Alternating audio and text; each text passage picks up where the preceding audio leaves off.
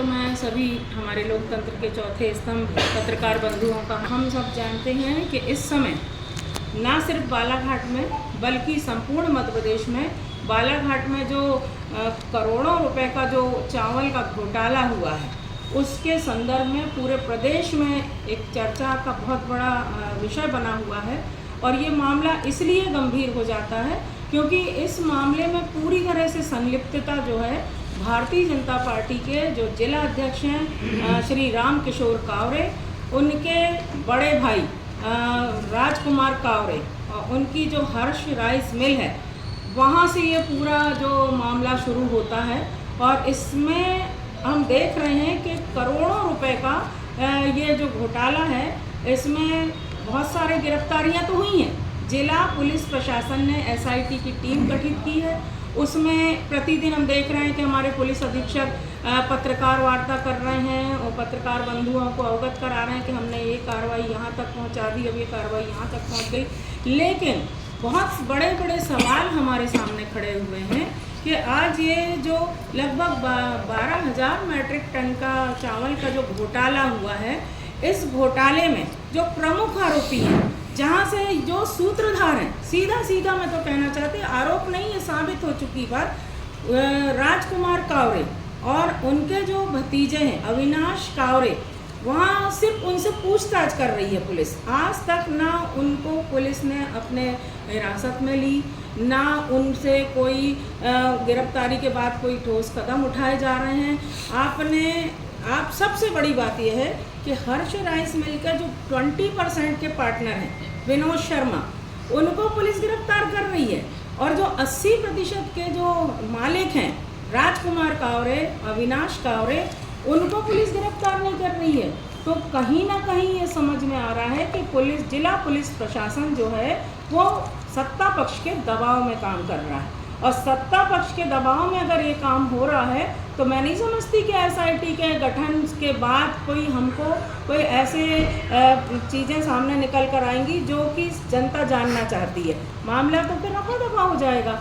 तो सबसे बड़ी बात मैं जिला पुलिस अधीक्षक आदित्य मिश्रा जी से ये कहना चाहती हूँ कि आप अगर निष्पक्ष कार्रवाई करने की बात करते हैं, निष्पक्ष आप काम करते हैं, छोटे छोटे मामलों में बड़ा मामला बना दिया जाता है। छोटे छोटे लड़ाई झगड़े के मामले में 20, 22, 18 साल के लड़कों का आप जुलूस निकलवा देते हैं, उनकी सामाजिक पारिवारिक प्रतिष्ठा को धूमिल करने का प्रयास करते हैं आप लोग। आज इतना बड़ा मामला हो गया तो राजकुमार कावरे की गिरफ्तारी आज तक क्यों नहीं हुई? और अविनाश कावरे जो उनके भतीजे हैं उनकी गिरफ्तारी आज तक क्यों नहीं हुई? दूसरी बात, आज सब चीज़ें सामने हैं, स्पष्ट खुल के मैं कहना चाहती हूँ कि सारी चीज़ें सामने हैं, कहीं कोई आरोप प्रत्यारोप की बात नहीं है। और जिला भाजपा अध्यक्ष अपनी सफाई देने के लिए, अपने को बचाने के लिए भोपाल जा रहे हैं। भोपाल में विधानसभा के सत्र के दौरान हमने उनको विधानसभा में देखा।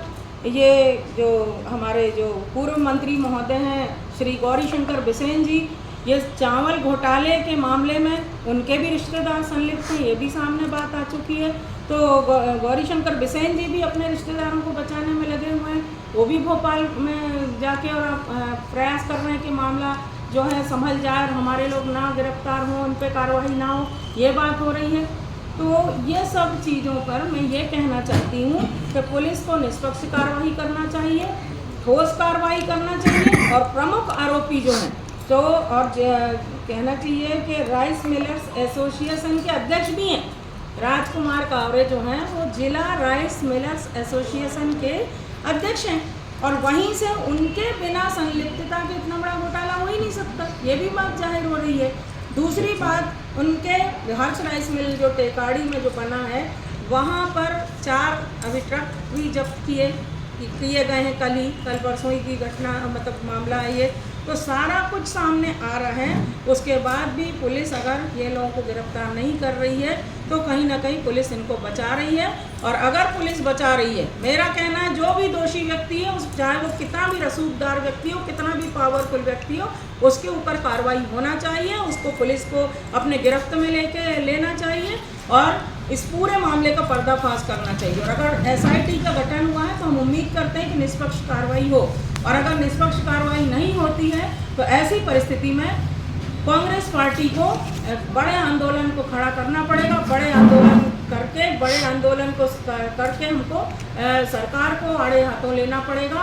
जिला पुलिस प्रशासन, जिला प्रशासन इसके लिए जवाबदार होंगे और अगर इनको अतिशीघ्र गिरफ्तार नहीं किया जाता तो बहुत जल्दी जिला कांग्रेस कमेटी के तत्वाधान में हम पुलिस अधीक्षक कार्यालय का घेराव करेंगे।